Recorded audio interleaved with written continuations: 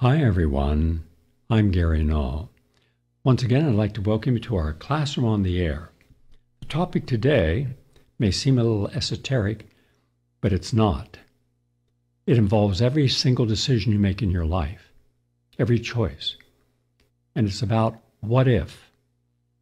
What if, before you chose to do something, you stopped and you thought it through? What is the likely outcome? Is it sustainable? Will I be happy with the results? In the process of doing something, will I lose something? For example, if someone says, how do I look? You don't look good. You look the same way you did. Just, how do you think that's going to affect someone else? What happens when you don't think about the words you use? What happens when you're angry about something and you don't control your temper and you weaponize your words and you intentionally say things with the purpose of hurting someone, making someone feel bad about themselves, lowering their sense of self-esteem? How many, I'm sorry I said that, you think that makes a difference? No. What made the difference is the fact that you showed such disrespect for someone, you wanted to make them feel even worse than what they might feel. How do you think it makes a poor person on the street who's homeless, maybe for no fault of their own? They're not an alcoholic, they're not mentally ill, they're simply no longer with the advantages that they once had. Circumstances changed. And you're walking down the street and you say, why don't you get a job? You're just a bum. How do you think that makes that person who already has nothing feel? So they have nothing, and you've made them feel even worse about having nothing. Do you think it would make a difference if you stopped and thought, all right, there's a person. They're just sitting there in an alcove. Let me go over and say hello. Hi, my name is Gary. What's yours? Bob? Bob, would you be kind enough to tell me how you're doing? No, I'm surviving. What can I help you with? Tell me something that I can do right now to make a difference. Haven't eaten anything today? Good. Let's go do something about that. What kind of food do you like? Well, there's a Chinese place on the corner. Okay. Let's go in there. And I'm not dressed. I think they'd throw me out. I'm not dressed, nicely. I don't have any clothes. I mean, what I'm wearing is what I've been wearing for the last month. Why don't we do something about that? There's a clothing store up the street here. I don't have any money. Well, we're going to do something about that. Now, both of those are how most people would react. Either ignore the person or say something and make them feel worse than what they are, putting them down, weaponizing your words. What does that say about you? You didn't think of the consequences. But maybe in your world, you're a tough person. Maybe you're callous. Maybe you're indifferent. Maybe you lack humility and humanity. Maybe you're a powerful person, so everyone in your world is just there to serve you. And that's the case you'll find with most wealthy people. Not all, but most. They desensitize themselves as what if they were in that other person's shoes. And so now you take the person and you get them a meal.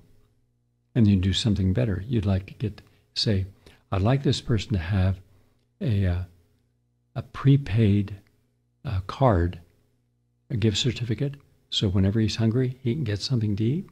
Sure. How much do you want it for? $200. Okay. Then you go to the store, you get him some clothes, warm clothes, wintertime.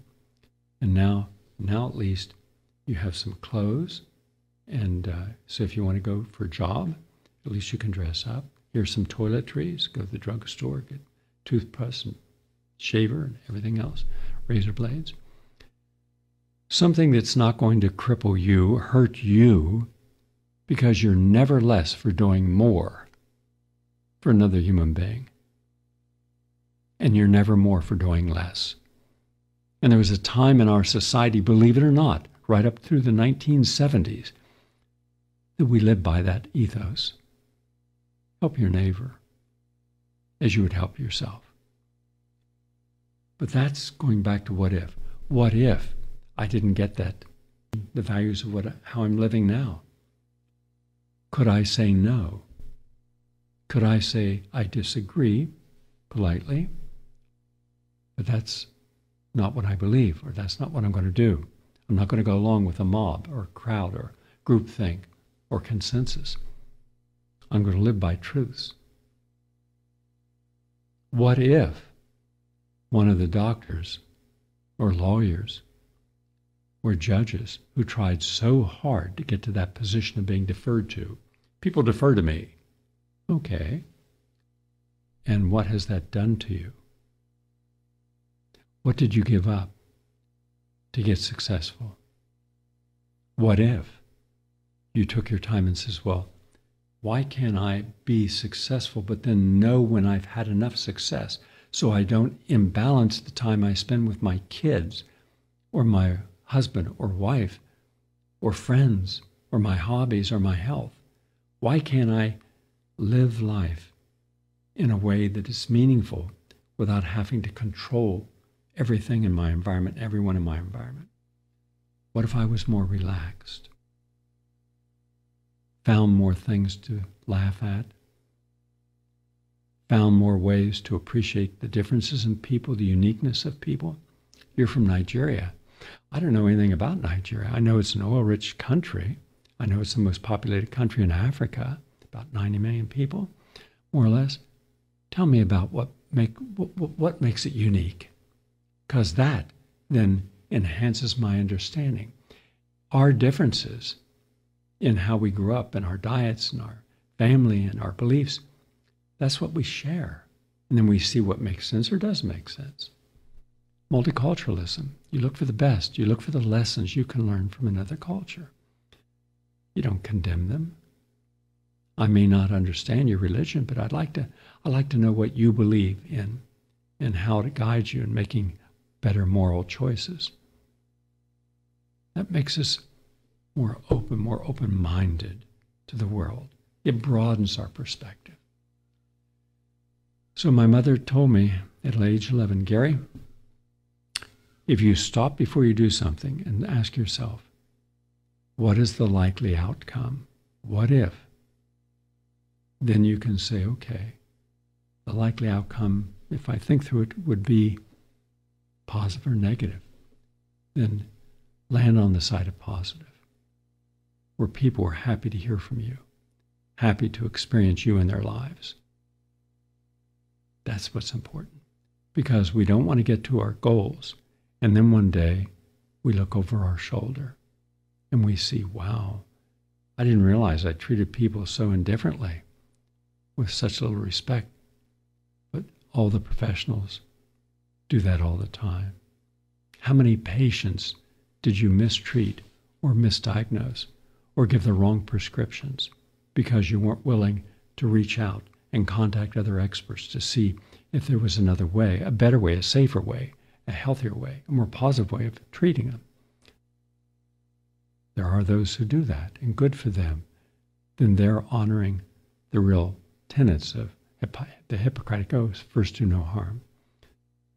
But how many, you're just another income stream. You as a person don't count. Because I have yet to see all the different doctors give refunds for patients who took their advice, followed their dictates, and died or were injured. We have to get back to the basics and keep asking ourselves, what if I moved to a healthier environment? What if I spent more time with my friends and my dog that will never betray me, never leave me, always love me, always be there for me, protects me? Then why shouldn't I reciprocate and be there for that dog? Make sure I'm not just getting some food out of a box or a can, but rather looking for the finest ingredients to add maybe a double time onto his life. By the way, just as an aside, all of my animals live some of the longest lives on the planet. I had Auntie who died from, unfortunately, being poisoned by an idiot, but she was 33. ring-tailed lemur, they normally live half that lifespan and healthy. A cat, Sally, that someone came along when I wasn't here and gave rat poison to kill some rats, not realizing cats eat rats. She was 25 and ideally had a 25-year-old cat, like a kitten, and a dog 24, and in great health, another dog 22. I've helped over 7,000 animals that were rescued or abandoned and abused and brought them to my sanctuaries, animal sanctuaries in Texas, 2 different places, upstate New York, Fertile Farm, and down here where I'm at now in Florida, and got them back their health and life. And all of them live long lives, far beyond what was normal. So what if you looked and did your homework and says, if I take my supplements, it's going to help me. What about the dog or cat or bird? So go out of your comfort zone and see if you can't do better at everything. What if I started doing more exercise? What if I started opening myself up to conversations, not arguments, not screaming matches, but conversations to learn what I don't know? So I'm not afraid of another person's ethnicity or culture or religion or social status. So you see, every single choice you make, having a cup of coffee, terrible for you. Having a glass of orange juice, fresh squeezed, grapefruit juice, fresh squeezed, tangerine juice, really good for you. Then you have to decondition yourself from one in order to recondition yourself for another. So what if do you have the courage, strength, and discipline to change bad habits into really good habits so that you pay attention to what's happening? You're conscious of other people, so you can stop and say hello. When I go to Central Park, I take little cards, and these are free meal cards from a health food store, and I'll find someone, and not a drunk, not a drug addict, not a mentally ill person, just a person that needs some help, and I'll say, hey friend, today you get a breakfast, a lunch, and a dinner for free. My gift to you. Okay, we can't feed every person, but the person in front of you right now, when you're walking, you can.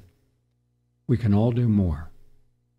And what's interesting is there was a video, and I put it on PRN.live, where a guy went over to a homeless guy and said, I'm trying to get home. I need another $1. And the guy reached in his pocket and said, I only have some change. That's all I have to my name. And he gave it to him. Didn't have a penny and gave the guy what he had. And the guy said, okay, and started to walk away. Then he came back and says, here's something for you. And he gave the guy, I think it was $100, and said, what are you going to do? And the guy was crying. Went across the street, went into a box store, came out with a cart, bags of food.